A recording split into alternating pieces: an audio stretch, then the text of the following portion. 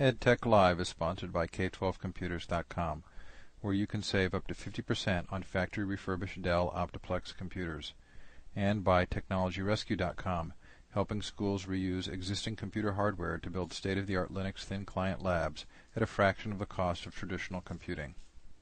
This is Steve Hargadon, and today is Wednesday, September 13th, 2006. Our topic today is OpenOffice, the open source office productivity program. Our guests are Solveig Haugland, who's from Colorado, who's on the line from Colorado, Ben Horst, who's on the line from New York City, and Randy Orwin, who's on from Bainbridge Island, Washington. Welcome, everyone. Thanks, Steve. Thanks. Glad to be here. This is a call I've been very excited about. I'm appreciative of all of you making yourselves available for the call. Solveig, could I start with you? And could you give us a little bit of an introduction to who you are and what you do, and then maybe tell us what OpenOffice is? Sure. Well, I'm an instructor and technical writer, and I create also learning materials for OpenOffice.org. I've been doing technical writing and training for quite a while, and I was working at Sun when they bought StarOffice, which eventually became OpenOffice. And I became interested in OpenOffice, since it's a free office suite, and I wrote a book on it while I was there, and then as StarOffice was released and became open source, I just thought this was a great thing, so I became self-employed, and I've been self-employed working with OpenOffice and a few other things for about 4 years now. And OpenOffice is essentially the free Microsoft Office compatible office suite. It has an equivalent for Word called Writer. It has an equivalent for Excel called Calc. It has a presentation tool that's an equivalent for PowerPoint called Impress. And also included, it has a drawing program, which I like to compare to Canvas. And it has slight Visio components as well. And it has the ability to connect to just about any database, including Access. And it has actually its own database creation tool in 2.0 called Base. And I think it's a great program. The price is only one of the excellent features.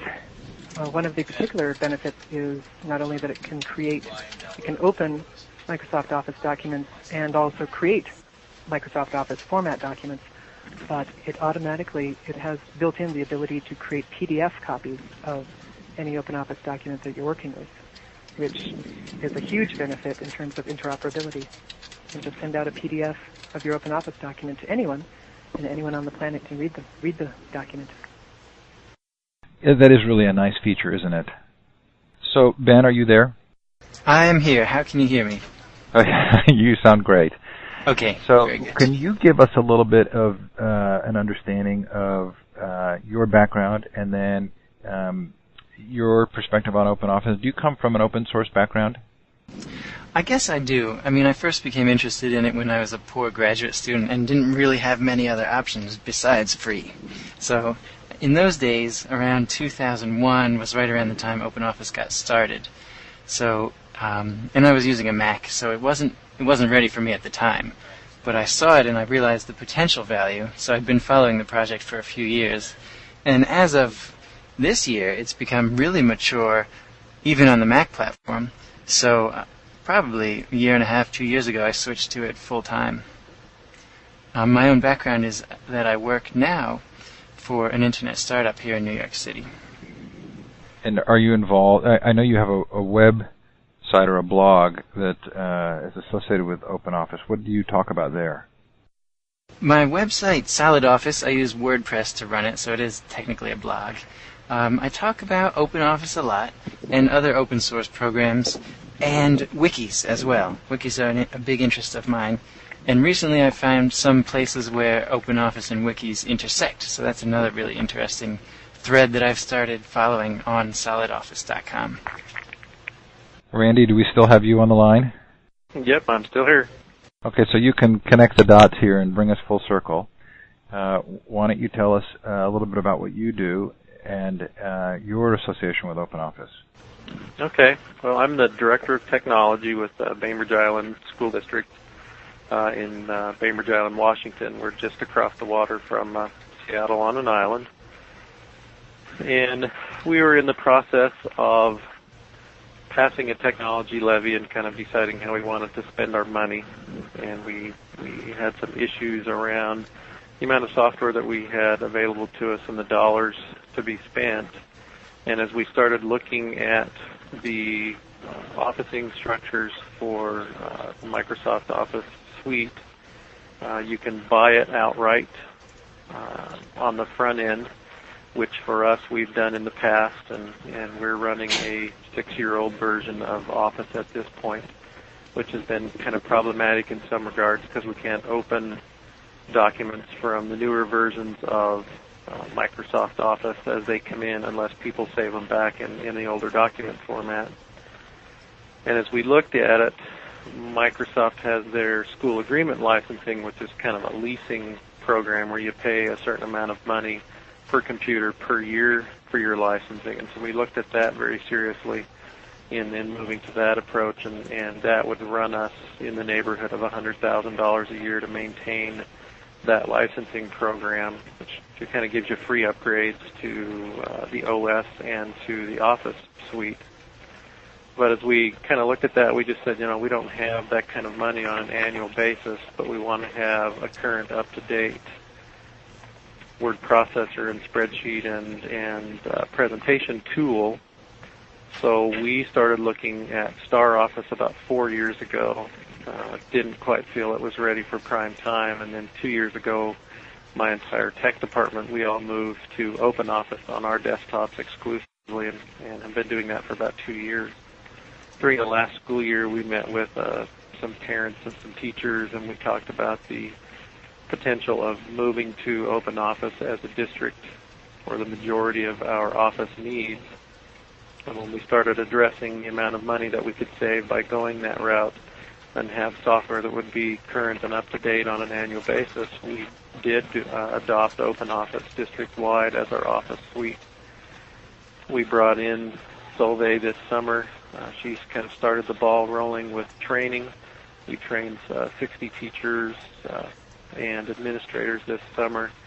And as we buy new machines, we're just putting Open Office on them, and then we'll be providing training throughout the year with the ultimate goal that a year from now, after we've really spent a year training people, that all computers will be converted over to Open Office, other than a high school lab environment where we actually teach some Microsoft certifications.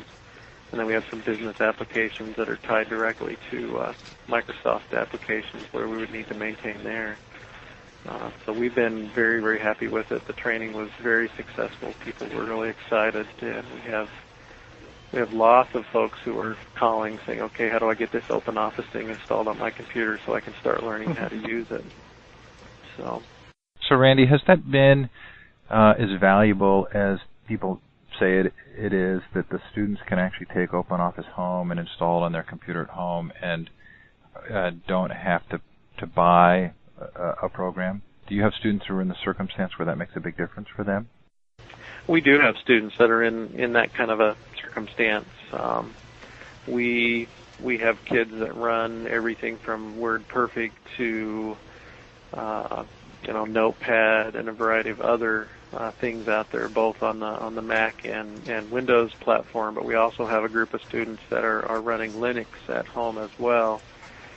And we've always had issues with the transportability of various documents that kids work on at home. They may have a brand new version of Word at home. They bring it to school, and unless they know which way to save it, it doesn't open on our version of Word. Or they're running WordPerfect and they bring it to school and they can't open it, and we don't have conversion software everywhere in the district to convert those things. So we're really promoting the fact that it's a true cross-platform environment. As was mentioned previously, it runs great on the Macintosh and getting better all the time. We run it in some Linux labs that we have. And it really makes it nice just to tell kids and parents, just download this and install it at home, and you won't have any problems with document portability. So it solves a real big problem that we've experienced for the 6 years that I've been here. Solveig, when you did that training, What kinds of things did you need to train in? I'm assuming that most of the teachers were familiar with word processing and basic word processing.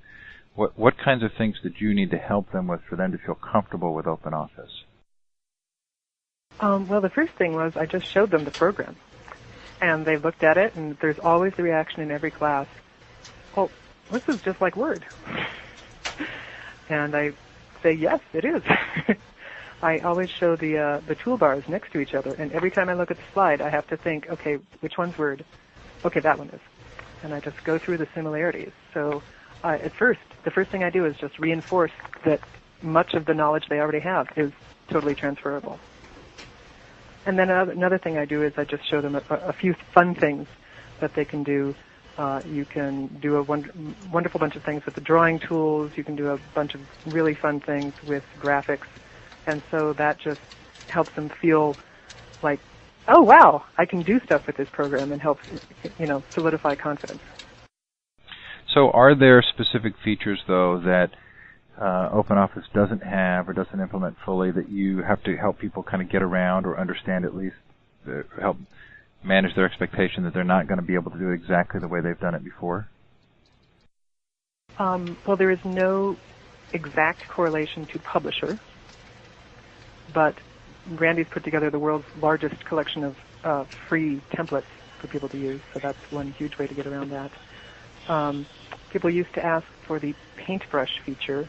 It wasn't in previous versions, but it now is. I think it's really more the other way around, especially with the PDF feature that OpenOffice has and Microsoft Office doesn't. I think there are a few things in Excel that people can't do. Also, OpenOffice does not automatically read Excel macros, but I really can't think of anything off the top of my head where I have to say, no, you can't do that. Well, I've got to assume that if somebody's really proficient in Microsoft's products, that they have done some scripting or coding, and that some of that's just not going to transfer as it currently stands, right? Right. The things that you have coded would need to be rewritten. I mean, and some of them, do you need to rewrite it. Sometimes I've seen people just keep a few Excel licenses on site because of that thing. But I've also seen situations where people ask me how to talk about the macros that they have that do such and such a thing, and I say, well, there's a built-in function in Calc that will do the equivalent of that script that you've written. So there are some macros that aren't actually necessary. So there's that issue to look at as well.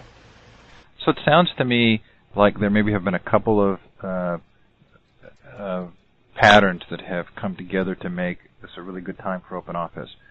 One of which is that, Randy, I hear you saying that OpenOffice has gotten better, so that as you've evaluated it, you felt more comfortable actually implementing it. And maybe the other pattern that is taking place here is that, basic office productivity really doesn't have to be very complicated. And as the cycle of these programs have matured, when I look at my use, and I consider myself a fairly, strong user of programs, the fact of the matter is 95% of the time I'm using what would be considered really basic functionality in a program. You're absolutely right. The 80-20, or even 95-5, people need to apply bold and italic and specify fonts and print and specify margins and put in headers and footers and charts and tables. Not even charts necessarily. And they need to add graphics. Those are the things that you need to do most of the time. And actually, if I could jump in more with the how it's gotten better, in my workbooks, at the end of every section for Writer and for Calc and for Impress, I would have like these list of 5 or 10 golden rules that I call them, which were designed to address like tricky things about the program. In 2.0, I don't have them anymore. I took them all out because the little tricky things aren't a problem anymore. The design for Impress has been totally redone. It's so much easier to teach. I just say, okay, if you need to go to this view, click on the button for that view. It's right there. instead of the assortment of tiny little buttons that was in Impress before. The look and feel of the toolbars across the programs has been redone. It just looks so easy and really attractive, too. So the 2.0 version is just a delight. It's made teaching and learning so much easier. Randy, did your teachers respond the same way? Our teachers kind of responded in probably two different ways. Our teachers that were relatively tech savvy kind of looked at it and went, "Oh, I can deal with this. You know, I can click on the buttons and the menu items and figure out how to solve things." And they were, you know, very much, "Oh, this is not going to be a problem. I can deal with this stuff." We found with teachers that were not quite as tech savvy, there's still a little bit of trepidation about moving forward, which we experience anytime we toss new software out there for people to use. But once they get in and they start to use it, for the most part, at least on the writer side, we've not really seen any issues whatsoever, short of, as Solveig pointed out, there's no publisher, and we have a number of people that have a lot of publisher documents that they're going to have to recreate. We've experienced a little bit of problems on the calc side with people that have done fairly complex spreadsheets, and so we're working with those people to figure out, you know, how do they do the things that they've been doing in Excel. But for the most part, it's been well received once people see it, understand what it looks like. I told the story to Solveig when she was here. We had a lot of hesitancy on people's parts to even look at it, and I was running a meeting, and I was taking notes with a projector, projecting my notes up on a screen, and I was using the OpenOffice Writer. And we got to that point in the meeting where we started talking about what we wanted to do with our Office suite.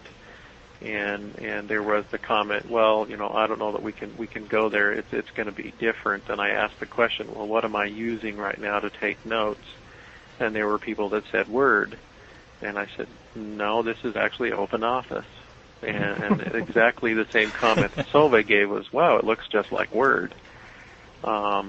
And so once people get in and really see it, they realize it's not a big deal, and it's just a matter of us taking those few differences in how you do things, like formatting a page in Word is under the File menu, and it's under the Format menu in OpenOffice, pointing out those kind of, you know, little minor differences, and people seem to be moving forward pretty well. One nice thing about OpenOffice is it's so easy to reconfigure that if you wanted the page format, page setup to be under the File menu, you could move it and put it under the File menu.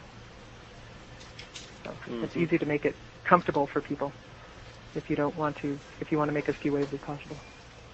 So I identified two trends that I thought maybe made this an opportune time for OpenOffice. I think I may even want to add a third.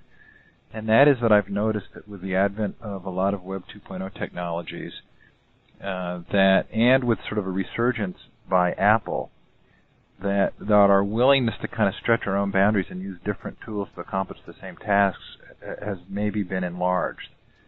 You know, if anybody's ever used Writely or Zoho Writer or some of these web-based tools, or if you use a Mac, you know, all of a sudden you do kind of think of word processing as word processing and not a specific program. Randy, have the kids at the school responded in ways that are identifiable? And I'll point that question in one quick direction. When I interviewed Mike Huffman from Indiana, where they're doing, you know, a rollout of Linux machines in the classroom, one of the things that was very noticeable to Mike has been that nobody ever says, oh, we're working in Linux. They just work. Are the kids at a place now, or the students at a place now, where they're really just so adept at working with what's on the computer that it really doesn't matter to them? I think to a degree that's very true. We're just now, you know, doing a big rollout of OpenOffice across the district. Last year we had a Linux thin client lab that we had a geometry teacher that used for most of the school year. And his comments were the kids just logged in, they did their work. There was just, there nothing about, oh, this is Linux and this is OpenOffice. They just logged in, they used the computer. Everything happens, the way you would expect it to. In our business lab and we have a video editing lab, they were running predominantly OpenOffice on those machines, and both staff members said, the kids got to the point where if they had a Word document that got corrupted, they would just go to one of those labs and load it into OpenOffice. It would open the corrupted Word document. They would save it back as a Word document and then go on about their business. And so from the kids' perspective, what we've seen is the kids will just use whatever we put out there for them to use. There doesn't seem to be any real question about it, unless they're, a real power Excel user or something, and they have to figure out how to do some of those advanced features. But for basic everyday use, we've really not seen the kids say anything about it. I'm real curious to see when we start rolling out. We have some portable laptop carts coming in that will have OpenOffice, and we'll see how kids respond as we get more and more kids, onto those. We'll also be rolling a bunch more thin clients running Linux that'll be running OpenOffice in our elementary schools and our libraries. And so we're very curious to see kind of how a larger slice of the population takes to it. But I suspect it's going to be similar to what we saw last year. Kids will just look at it and go, oh, this is a little bit different, but it looks like it works, and they just use it. Well, what's really fun about the thin client is that if you've ever run OpenOffice on a thin client, it's just so fast. I mean, when I run OpenOffice on my regular PC, it just seems, it's, of course it opens just normally, but it seems so slow because on a thin client, it's 2 or 3 seconds, especially if somebody else has already opened it, because once it's opened on that server, the way those Linux servers share the code, the next person who opens up gets an almost instantaneous window popping up. Yeah, it's the speed of OpenOffice on the thin clients it's just unbelievable. When you can click on the icon and in 2 seconds you have writers up, it's ready to go. The response times are just awesome. That's the one thing we noticed with the machines. We had some 10-year-old machines in that teacher's classroom, and the first time that he and the students used them, it was like, wow, this is really fast. 10-year-old machines running really fast. Yeah, 10-year-old computer that's running faster than the state-of-the-art computer that's sitting on my desk. And that's just it's a phenomenon that just blew us away when we first started testing the thin clients. It's just amazing to see how well it works. So Ben, I want to pop over to you for a second, and I hope you feel comfortable answering this question. But we haven't heard much from you, and I want to shift a little your direction. So if this is so good and it works so well, how come so many people just don't know anything about it? Yeah, that's a tough question. I mean, there's probably a lot of small reasons that come together. I think momentum is a really big issue. There are decision makers who are unwilling to change. I mean, they're focusing their energies on different issues. They feel like maybe this is a problem that has been solved long ago. And so if they aren't exposed every day to circumstances where they need to personally spend the money or personally go through the effort of setting up Microsoft Office, they may feel that it's just there, that it's like air, it's like breathing. They don't. But for those people in the technical field who actually have to solve all the problems, it's a very different story. Unfortunately, they don't have the power right now, but I think as generations change, we're going to see a major change there. I can say that companies that I've worked with, there is something of a generational split. Mostly, a lot of the younger employees are really into the open source software in general and are big fans of OpenOffice in particular, whereas upper levels are not as much interested in it. They want to go with what they've known and worked with for a while. they don't want to put aside some time now to learn some new skills that might benefit them at some point in the future. Well, and I also think that one thing that became fairly clear to me this week as I interviewed Larry Cuban, who wrote a book called Oversold and Underused: Computers in the Classroom, that when he began to describe what the average teacher goes through in a regular day, it's pretty clear it's hard to ask the teacher to be a champion. They have so much going on and so many things that pull them in so many directions that unless you can present a tool to them that just works and that they can easily integrate, it's very hard for the average teacher to be a champion for change. Do you agree with that? How does this little group feel about that?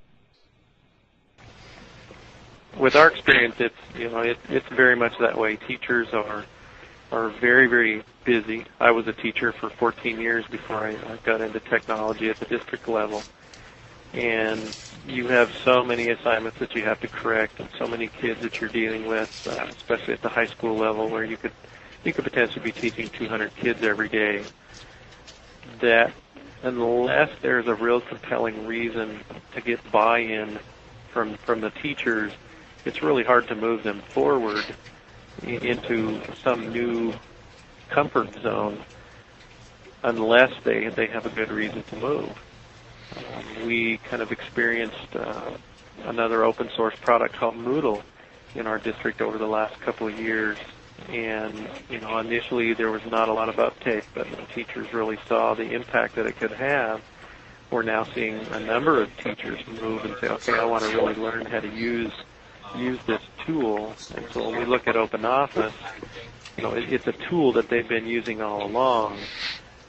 And so it's not a huge switch as long as we provide them the training to get them to move forward. But as Larry points out in his book, the teachers are just so busy that it is difficult to get anything new really to take hold and move unless there's some real compelling reasons behind it.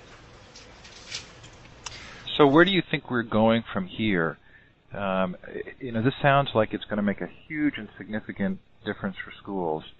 How will people hear about it? How will schools adopt it? What kind of pressures will there be against adopting it? And what do you think we'll see over the next couple of years? I had one interesting story that I wanted to share.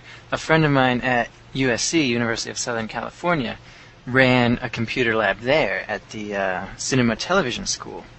And she told me that they were getting a lot of demands from students that OpenOffice be installed on their computers. So in this case, it was very much a grassroots interest in installing OpenOffice.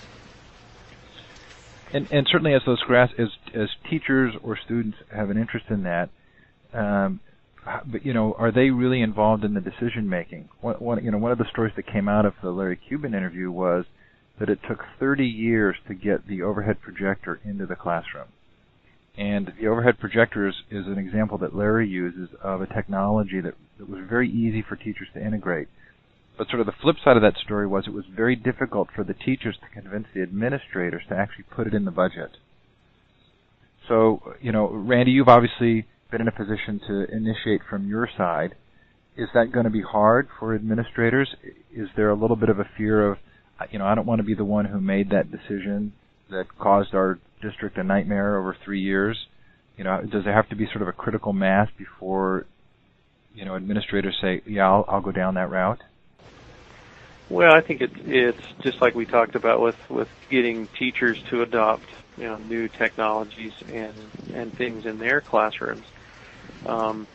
There has to be a compelling reason with some sort of background that's going to help move people in that direction. In our case, that compelling reason is the fact that we can save hundreds of thousands of dollars in the next few years. And we can take that money and we can put it back into programs that are going to directly impact kids, namely, in our case at this point, training teachers on how to use the technology that we'll be purchasing with our technology levy dollars. And so as administrators kind of look at that, they're still hesitant about moving forward, but the amount of money that we can save over time is really a compelling reason for us to take a real serious look at it. And I think that's really kind of the way we've sold it is it's as good a product as anything that's out there for the types of tasks that we do on a daily basis. As Solveig pointed out, 80% of what people do in an office suite is that bold and highlight and change the font size and add a graphic here and there. For those kinds of uses, there really is no need to be spending a ton of money on other software to do those things. And I think that's kind of the approach that we have to take with other school districts. I think schools need to get the word out that we are using some open source products, and they're doing a great job for us. They're reliable, they're easy to use, they have great communities that support them, and I think that's the best way to get the word out. I'm a real strong advocate, and every time I get an opportunity, I'm telling people about open source, and it's really starting to make a difference. I met with a vendor this morning on an online assessment package, and we got into an open source discussion, and we actually spent more time talking about open source products and how they could potentially integrate with their proprietary product than we did actually talking about their product. And so it's going to take, I think, the schools that are kind of the early adopters moving forward and spreading the word so that other schools will start to kind of buy into that. And I think from my perspective, if you can get the tech departments, the people at the upper end of those technology departments, the directors, the managers, if you get buy-in at that level, then it's a little bit easier to kind of move forward. From the teacher perspective, my experience with the teachers is it's a rare thing that you have teachers that are going to already be adopting this stuff unless they're early adopters to begin with.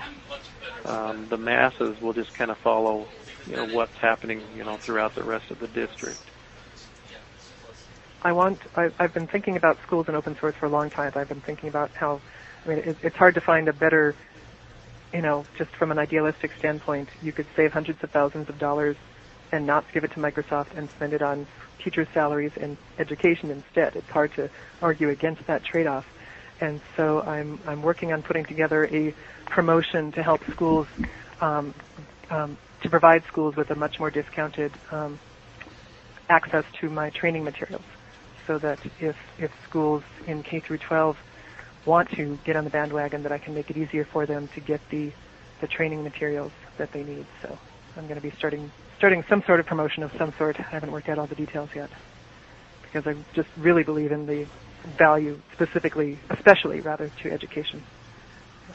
Well, I think something really positive is happening, and I think that one of the things I like about the influence of open source that I've heard you both say is that it's bringing us back to this desire to contribute to education in a way that involves providing resources and trying to do so as cheaply as possible, because we really care about education. And it's sort of in my mind, as I play this scenario out, there was a Harvard Business School article that got promoted this week where these professors determined that because of Microsoft's sort of initial position in the software market, it would be very hard for open source to unseat a basic product.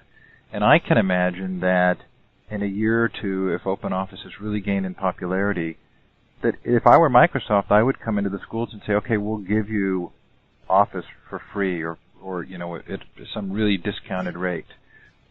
And while those who are involved in open source might say, well, gosh, that's kind of a disaster, on the other hand, the whole movement has brought the cost of computing down if Microsoft were to do that. Do you think it's likely that's what they would do? I actually think they are already doing that, at least from the standpoint of the students. A lot of universities have deals where they pay Microsoft annual subscription fees or whatever the case is, and then the students can buy whatever software, Windows or Office, for the price of the CD or for $5. So in reality, the software is not costing that much, but the students feel it is. So from their perspective, it's almost free already. And I think that's one of their strategic moves to try to stem the growth of open office and open source in the university sector. So, Randy, have you seen that at the secondary school level? We have, for like staff, if we have Microsoft products, we have the ability, staff can actually install one copy at home on their computers and go that route. There's pretty good educational pricing for families if they want to go out and purchase it. The pricing that we get through our purchasing cooperative for Microsoft Office is, it's actually a great deal in the bottom line, where you can buy like the whole suite for like $60 when you put it on a new computer. So they do have some real good incentives to move that direction. But it's still, as far as families and things like that, there's still a fairly heavy cost involved if you're going to put the latest version of Office on your home computer, even if you get the student discounts. Randy, so if Microsoft gave Office for free, how would you respond? I think we would probably have to have a discussion with our tech advisory committees and really take a look at it. I think at that point it now becomes, which suite offers us the greatest benefit based on the set of tools that are provided. And I think that's where we would have to then kind of take that approach. Does it have, the PDF capabilities? How easy is it for math teachers to do things on the math side with, complex formulas and all the things that go along with that? So I think it would actually become then a feature by feature comparison of which one's going to provide us, the best set of tools. I just had a few other examples of where they are engaging in price cutting. I've seen some ads on the Apple website recently where the normal student price for Office, Microsoft Office, is $150, but now they're cutting it down to $100. And of course, both of those prices are far less than the street price, which is, I guess, $400 or more. And yet, OpenOffice isn't really formally competing on the Mac platform at all right now. It's just beginning to get a foothold there. Well, I think it will be really interesting to watch it play out. Yeah, one thing I've heard discussed, and this is not really specifically related to K through 12, but Office 2007 has a very different look and feel than the current Microsoft Office. And Randy, I don't know if you've shown it to teachers and seen their reactions, but there's, for a lot of people who aren't experienced with programs, there's going to be a big learning curve, I think, if schools, businesses, organizations, whatever, upgrade to Office 2007, that needs to be taken into account. And OpenOffice looks a lot, as we've talked about, like the current Microsoft Office that everybody's used to. So if Microsoft Office 2007 were free to schools, that would still be something to take into account to see if your teachers would easily learn the new interface or if they would more easily learn OpenOffice. And I kind of concur with Solveig on that. We've looked at the new interface, and there's actually been some studies done out there that have kind of shown that it's actually, it's going to be cheaper to train people on OpenOffice because of the prior knowledge than it is to purchase the new version of the Microsoft Office and then train people on that version because it is so dramatically different. It's pretty easy to use for people who are, experienced with, computer software and they're fairly savvy with the technology. But I suspect because it looks so different in education, our experience has been if it looks really different, then that fear factor goes up considerably. Mm-hmm. Yep. And so, when you look at the way OpenOffice looks compared to the current version of Office, we did have that discussion last spring when we were talking about the change, that, we're going to have to do extensive training to get people up to speed on the new Office 2007. whether we adopt Open Office or not. We're going to have to train people on the new version of Microsoft Office because it is a total different interface. Well, I think that a number of people might see, I mean, if you look at the number of schools now using Open Office or that have looked at it as seriously as you have, Randy, my guess is it's probably very small as an overall percentage. And so if Microsoft were to determine that they wanted to maintain the leadership here and they were to seriously reduce the price of Office, I think people in the open source community would feel that that was a loss. But in some ways, they've done something really significant, which is they've really reduced the cost to schools of computing. And Open Office wouldn't go away. It would just be, I mean, Microsoft's smart. They're going to be aggressive, and they're going to try and maintain their market share as much as they can. So from where I sit, as much as I appreciate Open Office, I'm not sure that the lowering of cost to schools would necessarily be a defeat. And I think in many ways it would be attributable to all the good work that's been done in Open Office. Am I way out of bounds there? I would tend to agree, because the bottom line is the budgets for schools are so slim at this point that any place we can save a buck that we can put back into the classroom or something that's going to have an impact on kids is a good thing. And if Open Office, starts to get a foothold and Microsoft says, yeah, we're going to go ahead and give it free to schools, from the school perspective, that's a win-win situation. We've got the set of tools that we need to get the job done. It's not costing us any additional dollars, and we can take those dollars and put them back into training for teachers, back into salaries, or something that's going to have a direct impact on kids. So I mean, in one respect, it's kind of a defeat for the open source community, but it's the open source community that has convinced Microsoft that they need to lower their prices. Solveig, would you tell us about, for those who will listen to this broadcast and who just don't know really anything about Open Office, would you give us a brief overview of some of the additional programs that come in Open Office that they're probably not aware of? Sure. The big three, of course, are Writer, the word processing program, Calc, the spreadsheet program, and Impress, the presentation tool. What I do a lot of work in is Draw, which has a lot of nice prefab shapes like isosceles triangles and workflow diagrams and various types of stars and stuff like that. It also has connector lines like you'll see in Visio, so you can make diagrams that are great. I do almost all my diagrams and book covers and everything in Draw.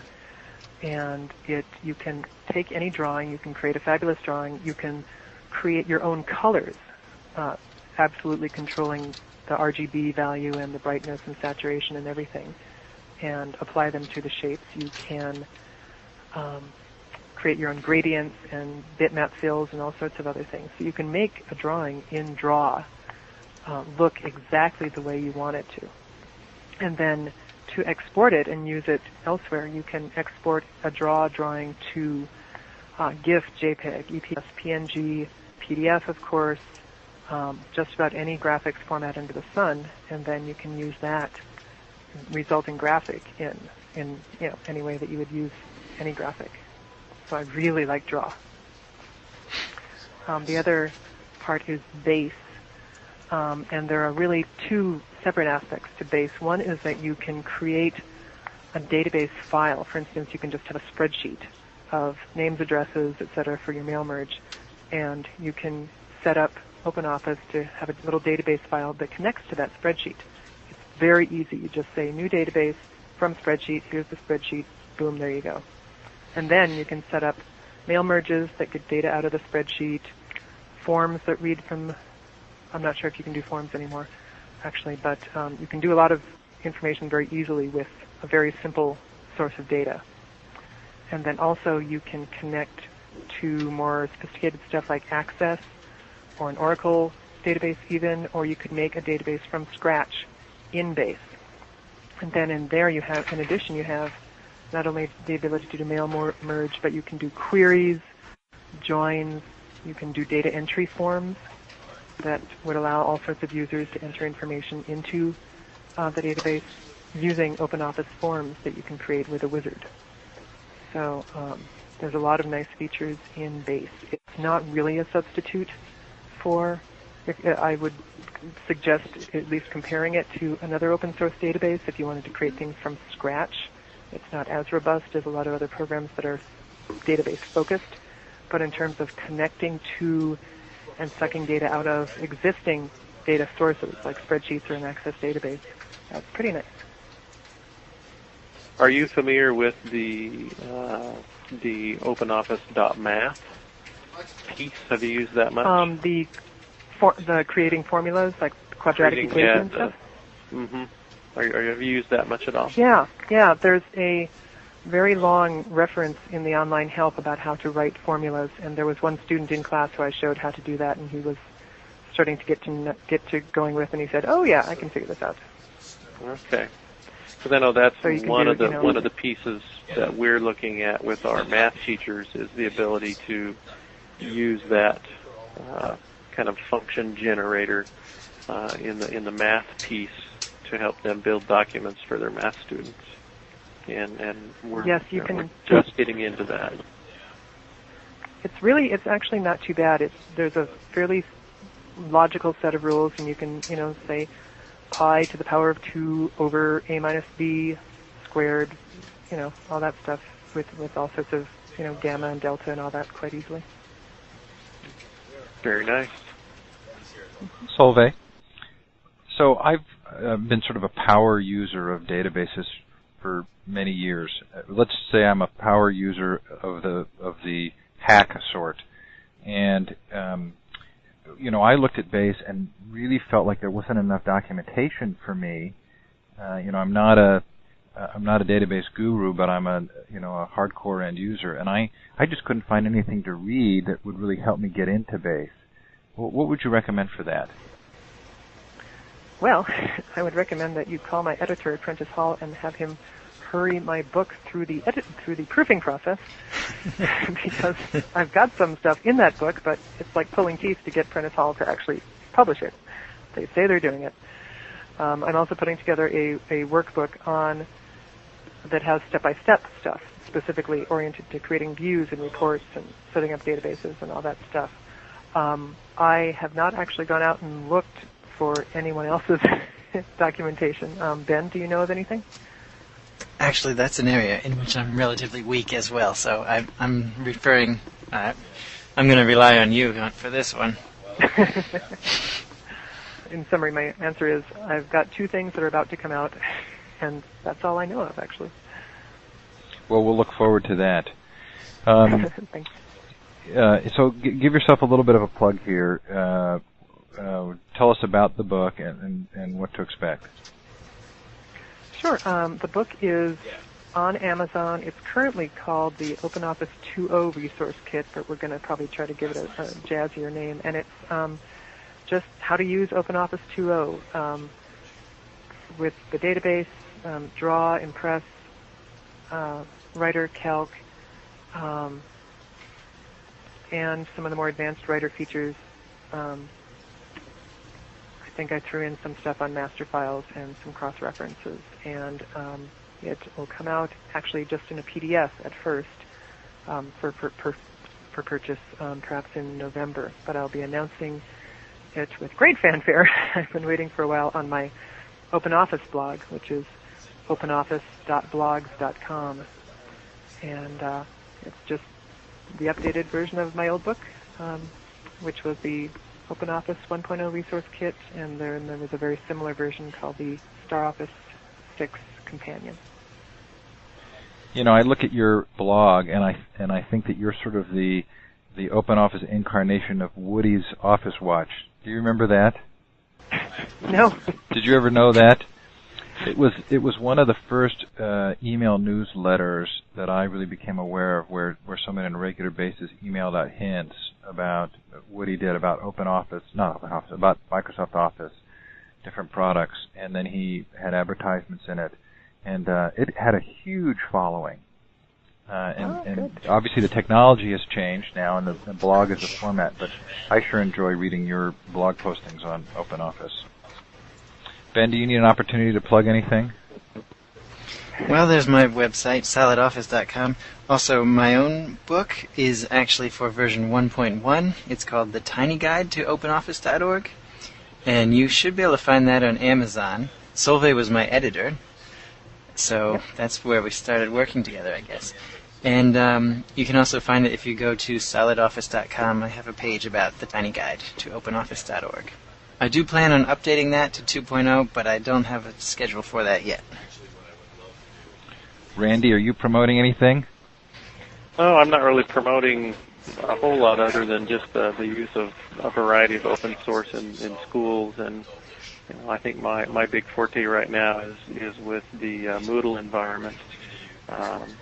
We've kind of gotten a lot of folks in Washington going on Moodle since we started with Moodle a year ago, and I'm actually looking, at the potential maybe down the road of actually going out and doing some training for people on Moodle. So we've touched on two of my favorite other topics, Moodle, and then earlier, Ben, you mentioned wikis. I wish we had time to talk about both of them, but we're about to wrap it up. There are a few people left in the Skypecast. It looked at one point as though the telephone connection timed out, and we had more, and they maybe got dropped. But those who are in the Skypecast, if you'd like to ask a question, you can ask for the microphone. In the meantime, there were some questions left on the wiki site for you. Solveig, one was about when your book was coming out, so I think you've answered that. Yes. There was another question about some discussion about how to report bugs. And I don't know exactly what that means, but is there a good methodology in OpenOffice for reporting bugs? I think so. You go to openoffice.org, and there should be a slightly obvious, or slightly apparent, at least, link. You might have to follow links that are related to joining the project or community. Ben, do you know? I don't know offhand, but I think, that's the right place to start. The OpenOffice website, they have an issue tracking system. I don't know exactly how you would get to it. And also you can view existing issues and vote for which ones you would like addressed, I believe. Good. Sounds like the best of open source there in terms of how that's being handled. Another question was, what percentage of Solveig and Ben's work is done in K-12 versus higher education, or in business versus nonprofits? Let's see, I actually do most of my work in public/government. I'm going to go to the city of Largo soon to train. I've trained city search and rescues, legal aid organizations, that kind of thing. Organizations that are too numerous for Microsoft to offer everything to for free, I guess, and organizations where money is restricted. So Largo's a familiar name for those of us who follow Linux Thin Client. It'll be fun to hear your report on that. Ben, what about you? Well, as for me, I actually have a full-time job at a for-profit internet startup. So I don't really do too much in the way of consulting or outside work, a little bit of web development. So most of my time now is in the for-profit business world. And the follow-up question on that was, have those percentages changed? Solveig, are you seeing changes in who's interested in OpenOffice right now that are identifiable?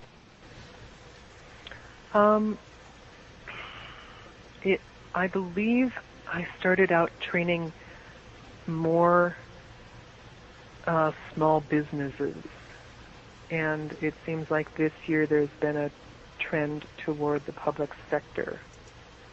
But that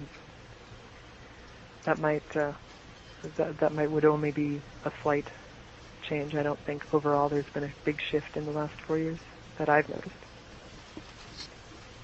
Well, I really appreciate that you've all taken time out of your schedules for this interview. It sounds to me like some very fun and exciting things are going to keep happening, and I'm grateful to the three of you for what you've done and for your involvement. Any last words? I want to say thanks for having me on. It's been a lot of fun. Good, Randy. Sure appreciate that you came on. This was a great idea. I'm glad that you're out interviewing Steve. Oh, it's a lot of fun to do it, and I feel like I'm the greatest beneficiary. But I do get some really nice emails from people who enjoy the interviews, and I think that our goal is to try and present material at a very basic level to help people get involved. Great. It's been an interesting discussion, and thanks for letting me take part. Thank you, Ben. Okay, thanks everybody.